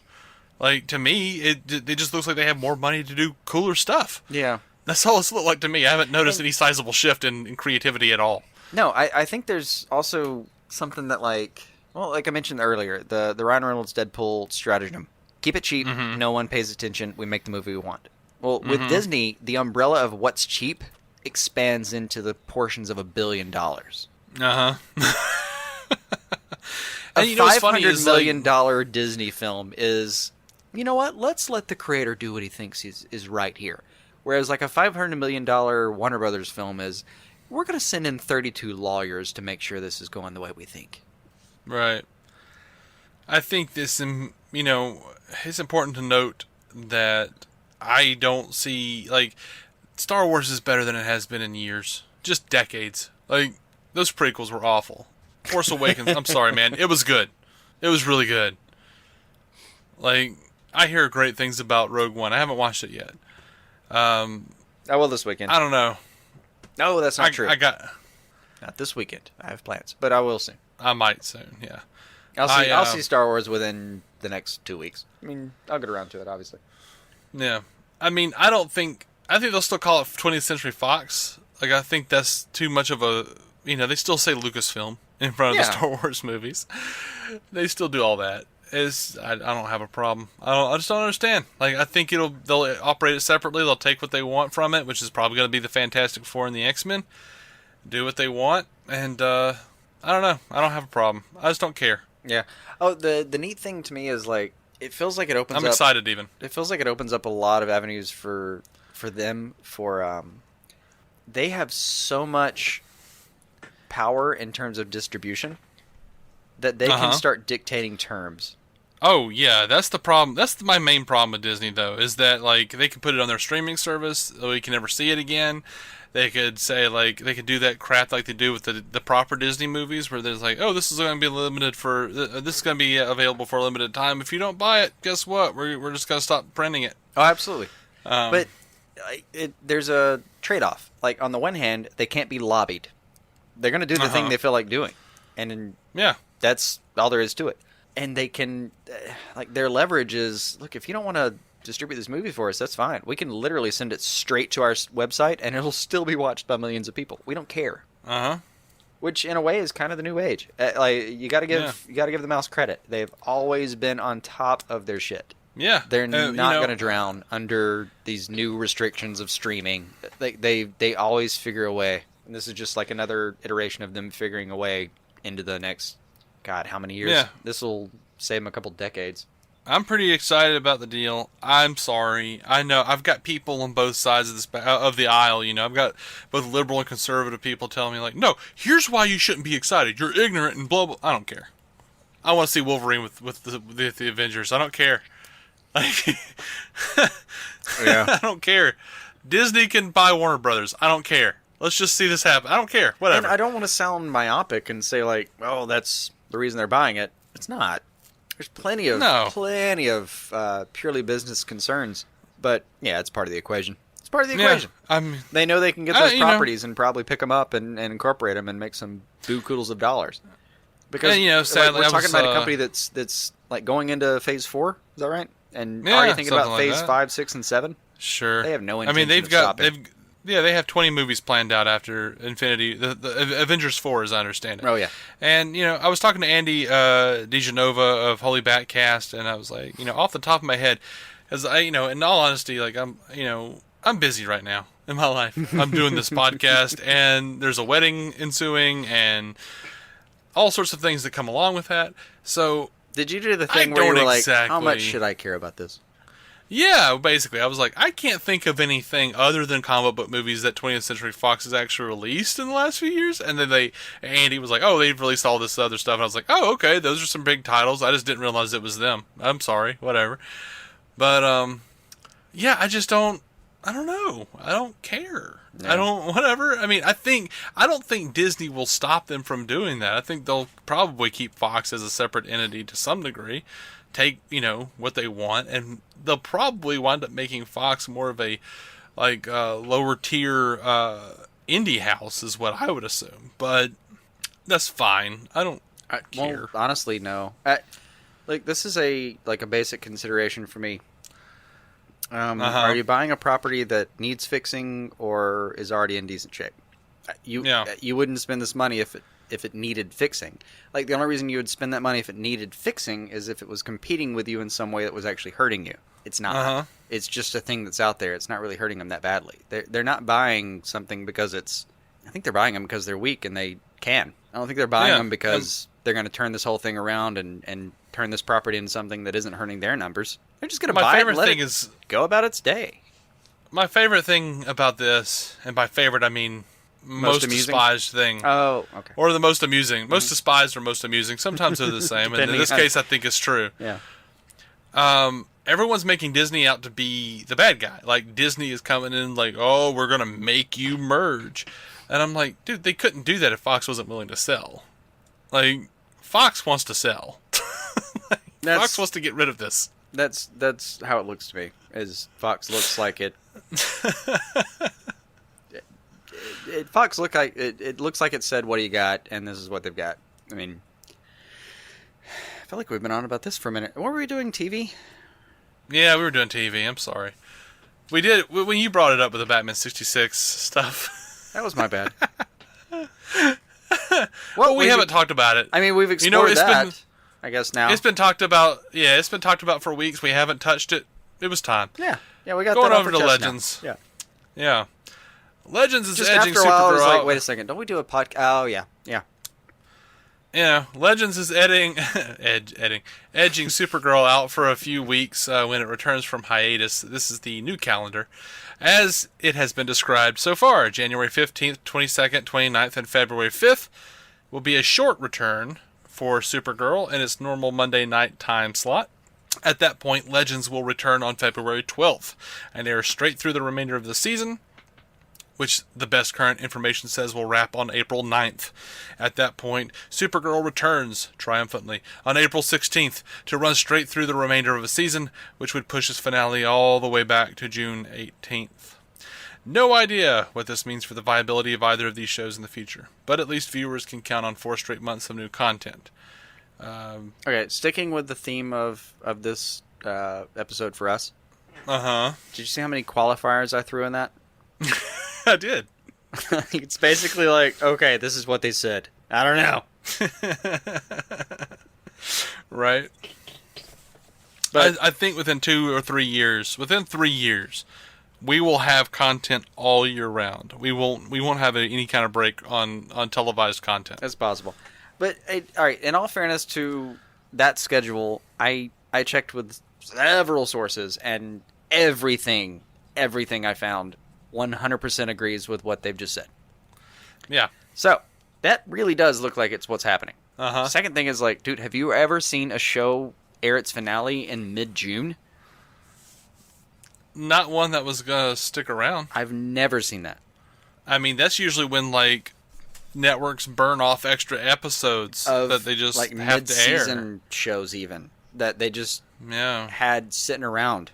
I'm not sure if this looks bad for Legends of Tomorrow or Supergirl. I think both. Honestly, I think both. Which is confusing because Supergirl has objectively better ratings than Legends. Like by 20-25%. I think it might be that they trust Supergirl enough that they think, oh, we'll get through it with Supergirl, but we got to burn off Legends right now. Maybe. I think part of their consideration was we're going to promise them that every single week they tune in. If they go with us, they're going to get a new episode. But it's still like you're might missing be May on both of these. Like you're ending one in April, and you're ending one in June. You're missing May sweeps either way. It's a very confusing schedule. I've never seen anything like this in my life. Just never. Yeah.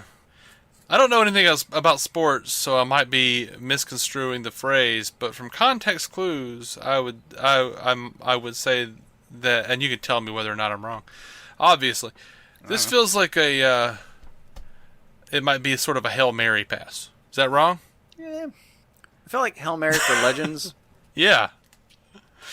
Like it's not doing good in this current time slot. Like, let's try to throw in a Supergirl time slot and try to get people invested. And shove everything in there. No, like, Hail Mary is generally just the metaphor for we're going to throw everything at it and hope it works. Whereas, like, Supergirl, I don't feel like Hail Mary is the right play for what you're describing. It wouldn't be for Supergirl. It would be for Legends. But Legends... Like, I think they probably have enough faith in Supergirl to keep it going, but not Legends. It does feel Legends like has, across the board, like, the lowest ratings of all of them. Yeah. Actually, if we're keeping with football, like, if Legends is a Hail Mary, being like, okay, we're going to run this thing, we're going to do it every single week, you've got a new episode, and just stick with us and we've got you. Uh-huh. Which does a little bit feel like what's happening. If that's the case, then in Supergirl's case, it's kind of like we can be a little weird here in the middle. We're going to run some jet sweeps. We're going to run maybe a little receiver action kind of.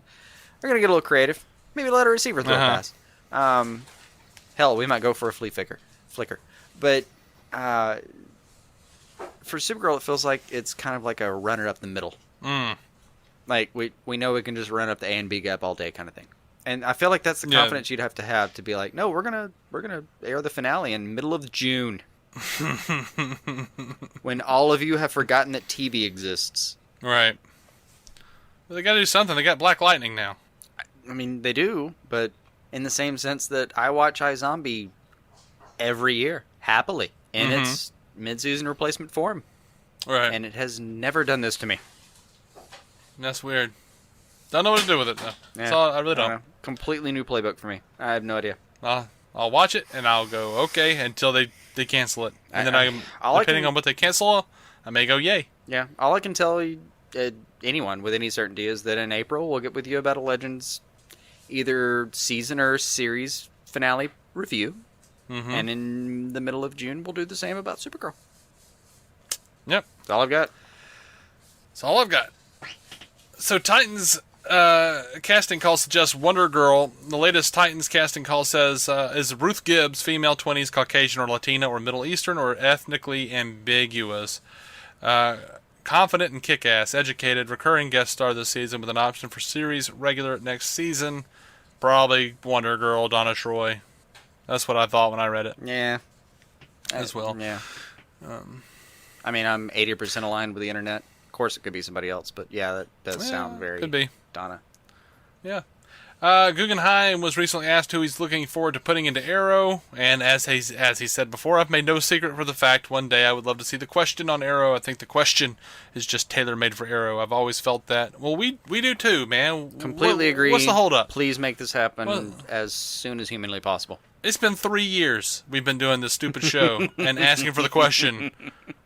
On that show, in particular. And he keeps saying, like, I'd love to do the Question. Why the hell what are you doing? Yeah. Man? And he better have a blue coat. He better have a blue coat. I'd be really curious about how they do the face.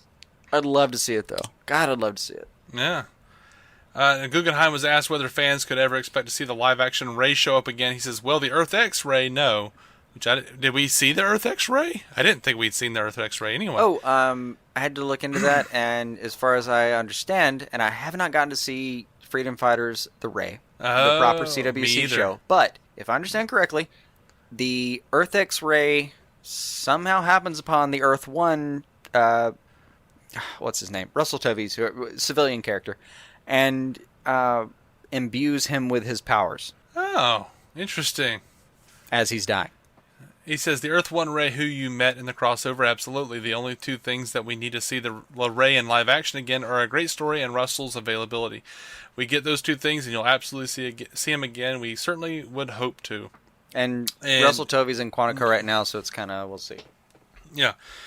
But the entire animated Freedom Fighters, The Ray, all 6 episodes are available for free on the CW Seed. My guess is, much in the same way they did Vixen, they'll release The Ray Freedom Fighters movie, which will include probably 15, 20 more minutes. I haven't gotten a chance to see it yet, though. I really will watch that like this weekend. Yeah, we'll talk about it. We'll do a little review and stuff for you guys. Just a matter of haven't gotten around to that one. But, oh, man, yep. I really loved that character. Yeah, he was cool. Now, Guggenheim at the same DC TV panel during ACE Comic-Con in Long Island was talking about Booster Gold and Blue Beetle. A fan asked if they would consider doing those two, since Cord Industries has been mentioned on several occasions. Guggenheim said, I will say both those characters are characters we've talked about. Originally, Ray Palmer, who was introduced on Arrow, he was supposed to be Ted Cord and went another way. We knew that. So, Booster and Blue Beetle, all the B characters really, we're always talking about, but nothing I can announce or speak to at the moment, which is interesting phraseology. That was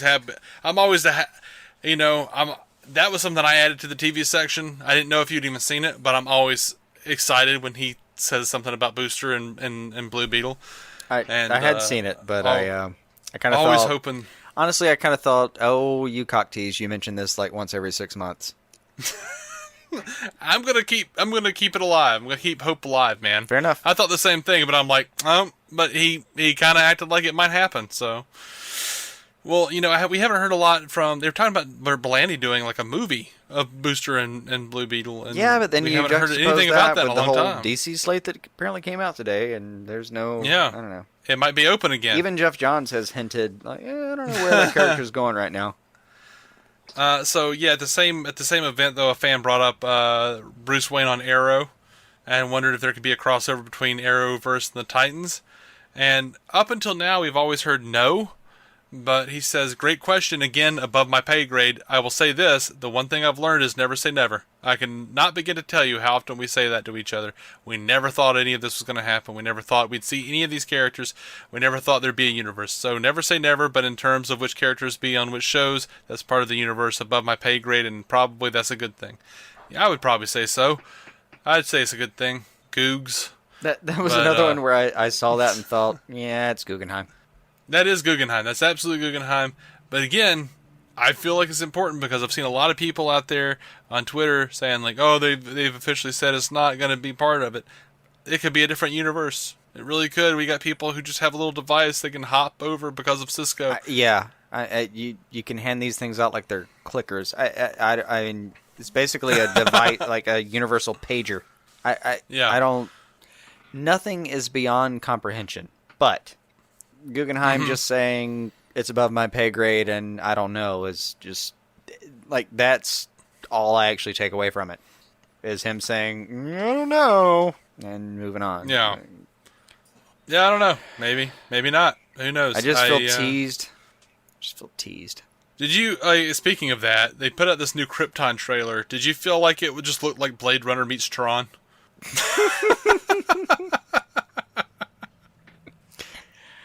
Wait, yeah. I'm still trying so hard to be interested in this thing. I want to. It's just that I feel like I'm being asked to be interested in a thing that's already happened, as though it's about to happen. Yeah, I feel like people just keep releasing like the trailers of the old David E. Kelly Wonder Woman movie or Wonder Woman show with the Adrian Padalecki or whatever her name is from S.H.I.E.L.D. and going like, what do you think of this? How about this recut of the trailer? And I'm like, you're still not even giving me a release date. No, that's not gonna work. Also, like, I was super annoyed by the fact that this is not that much new footage. It's only a 20-second thing. Not a lot of new footage. Because you can't have a lot of new footage in 20 seconds. If the whole thing is new footage, you still didn't show me anything. You didn't reveal that much about the story that hasn't been released in... Actually, you didn't reveal anything about the story that hasn't been released in press releases. Or comments from producers or something like that. This is a teaser trailer. And I'm so bored with teaser trailers at this point. Like, don't. Just forgo that. Release a real trailer, you dicks. Just actually release a real thing. Wait, and then give me a real thing. Like a real 2.5 minutes of an actual thing that I'm going to watch. I think every 4 or 5 months they have to release a teaser trailer to remind us that it's a thing that's still happening. No, you don't. They Save Sci-Fi Channel. all I don't feel like that money and just give me a lead up in the then 2.5, 3 months before you actually do a thing, and then give me all the trailers. I don't need a teaser 6 months out or 8 months out or God, it's been. Well, it probably was about 8 months out before I saw the first Krypton teaser, and I was like, okay, great. So you know how to make the shield in After Effects. Yeah. That's fantastic. I mean, the only thing that I can surmise that would be good about keep waiting is that David Goyer's working on He-Man and the Masters of the Universe now, so he can stay away from Green Arrow Corps and firmly away from anything you might conceivably care about. So, fingers crossed, even though he'll probably make a gritty urban version of He-Man and the Masters of the Universe, which is exactly not the thing that I want for that. Don't care. I do not care about that one. Please exhaust all of your resources on that one. That's my hope. I don't have a lot of care for it, but I did grow up watching it when I was a kid. And I did too, but there are things I care about. And that was one of the ones I didn't care about. I mean, I'm okay with it being the sacrificial lamb. Yes. Yes. Even though if it were up to me, I would just put David Goyer out of work for good, forever. Mm-hmm. Anyway, moving on to some feedback we got from Lee Mansell over on Facebook. It says, as for the timeline, because we had a question. We didn't understand when the Thinker transferred his mind over to Brainstorm over on the Flash. And he says, as for the timeline, when the Thinker took over Brainstorm, I think it happens when Brainstorm was on his way to the Christmas party. As for Thinker crashing into the water, I believe it was a decoy or a fake Thinker that his wife was controlling by remote control. I didn't have an idea that it was a decoy. I just thought she probably dragged him out. It can't be... It's still very confusing. Or maybe she just has a separate chair. She just pulled him out of the chair and put him in the other chair. I don't That's know. kind of the part. They also have They also have this close-up shot of him going into the water and being, I don't know. I remember a faraway shot of him hitting the water. Oh, he's definitely. I don't remember a close-up. I remember a close-up shot of him going down. He's clearly aggravated by the circumstances that surround him. So I don't know. All of that's entirely possible. My favorite version of the timeline right now was that after or before the Christmas party we have the changeover, but I'm also devious about that because it's Amunet that slams his head into the car door and kidnaps him, and by that point she's already been taken out. I'm very confused. I don't know what the hell's happening. Very confused. I don't know. I just don't know. I watched the thing. I don't understand what's happening there. I thought she was taken out. But then again, I also am very confused by the fact that I'm pretty sure Katie Sackhoff is a good actress, and I don't understand what she's doing here. And why she's acting the way she is. Fair, but a different consideration entirely. I I'm just saying, I think the Flash has entered sort of like the Expanse from Star Trek Enterprise Season 3, where like the laws of physics don't work like they're supposed to, and no one knows why. It's sort of like that. It's just like, No, well, that the would story's be a supposed to make deeply sense. It's the interesting Flash. way to go with it. This just feels like a what? Hold on now. What the hell happened? It feels like we should have a segment that's almost like it. We just do like a general TV segment that's just labeled. Hold on a second. What the fuck was that? Right. I'm down for that segment.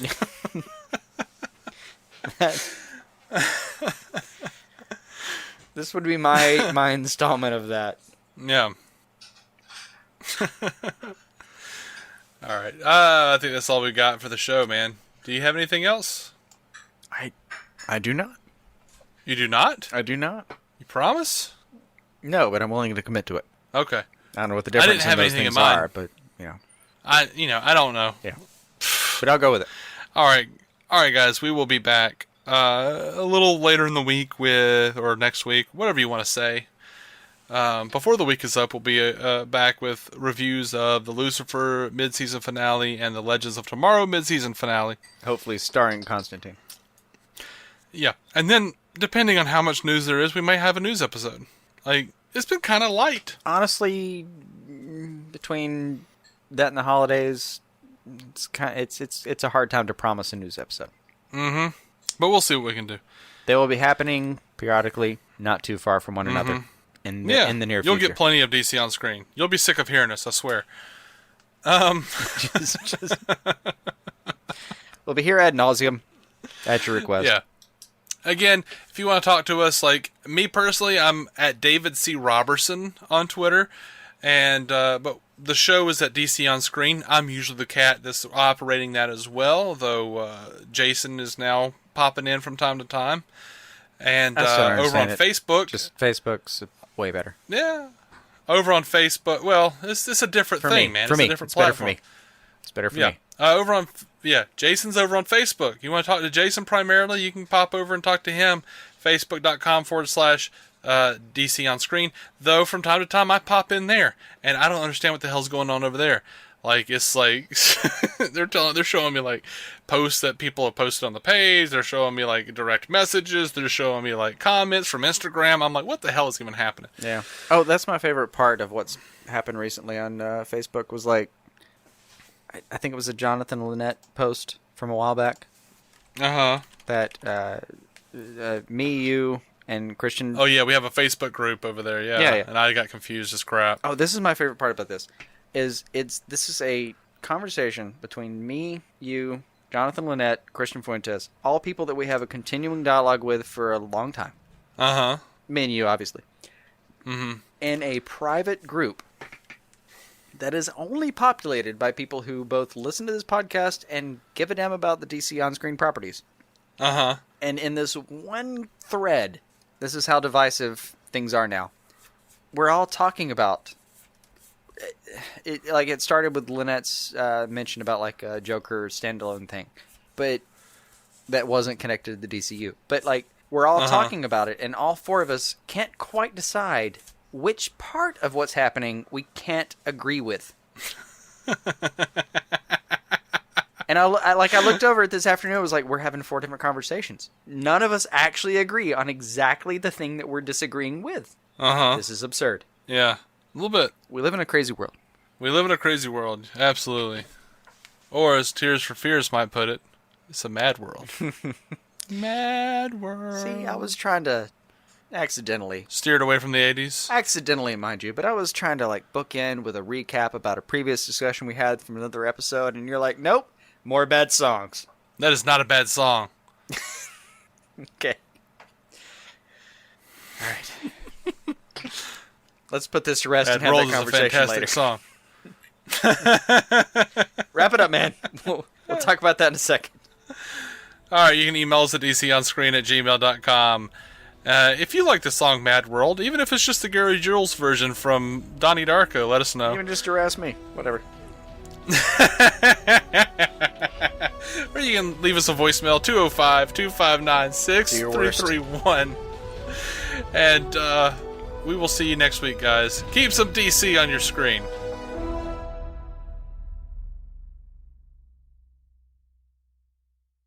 Our opening narration was from Dan Jurgens' The History of the DC Universe, Part 3 of 10, as featured in DC 52 Week 4.